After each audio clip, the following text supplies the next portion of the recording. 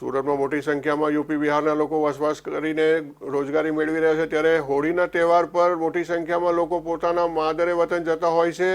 Surat railway station પર UP Bihar જતી ટ્રેનોમાં બેસવા માટે મુસાફરોની ભારે ભીડ જોવા મળી હતી।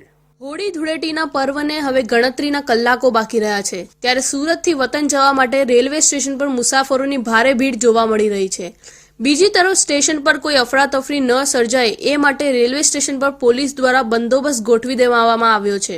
દિવાળી પહેલા બનેલી ઘટનાનું પુનરાવર્તન ન થાય એ માટે હાલ અગમચેતી દાખવી તમામ વ્યવસ્થા કરવામાં આવી છે। પોલીસ દ્વારા લાઇનમાં લોકોને ઊભા રાખીને ટ્રેનમાં પ્રવેશ આપવામાં આવી રહ્યો છે। હોળી ધૂળેટીના પર્વને લઈને સુરતમાં રોજગારી અર્થે આવતા યુપી બિહાર સહિતના પરપ્રાંતીય લોકો તહેવાર મનાવવા માટે માદરે વતન જતા હોય છે, ત્યારે સુરતના રેલવે સ્ટેશન ખાતે મુસાફરોની ભારે ભીડ જોવા મળી રહી હતી। સુરતથી ઉપડતી તાપ્તી ગંગા ટ્રેન માટે લોકોની ભારે ભીડ જોવા મળી હતી। ટ્રેનમાં બેસવા માટે લોકો કલાકો સુધી લાઇનમાં ઊભા રહેતા હોવાનું મુસાફરોએ જણાવ્યું હતું।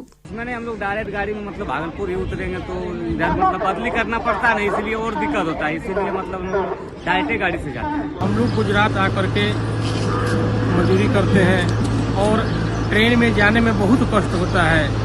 24 घंटा लाइन में रहते हैं, उसके बाद भी सीट नहीं मिलता है, काफ़ी परेशानी होती है।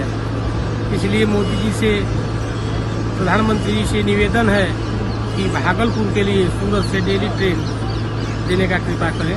આ અંગે મુસાફર કુંદનસિંહે જણાવ્યું હતું કે હું ભાગલપુરનો રહેવાસી છું। અમે ગુજરાત આવીને મજૂરી કામ કરીએ છીએ। હાલમાં ટ્રેનમાં જવામાં ખૂબ જ મુશ્કેલીઓ થઈ રહી છે। છેલ્લા 24 કલાકથી લાઇનમાં ઊભા છીએ, છતાં સીટ મળતી નથી। અમે પ્રધાનમંત્રીને વિનંતી કરીએ છીએ કે સુરતથી ભાગલપુર ડેઇલી ટ્રેનની સુવિધા શરૂ કરવામાં આવે। પશ્ચિમ રેલવે દ્વારા હોળી અને ધૂળેટીને લઈ વધારાની ટ્રેનો પણ દોડાવવામાં આવી રહી છે। રેલવે મંત્રી અશ્વિની વૈષ્ણવના જણાવ્યા પ્રમાણે મુસાફરો માટે ટ્રેનમાં અંદાજે 30 લાખ વધુ સીટો ઉપલબ્ધ કરવામાં આવી રહી છે।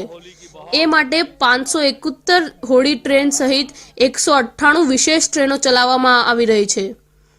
સ્ટેશન પર યાત્રીઓની સુવિધા માટે વ્યવસ્થા કરવામાં આવી છે। 7 દિવસ 24 કલાક તેનું મોનિટરિંગ કરવામાં આવી રહ્યું છે।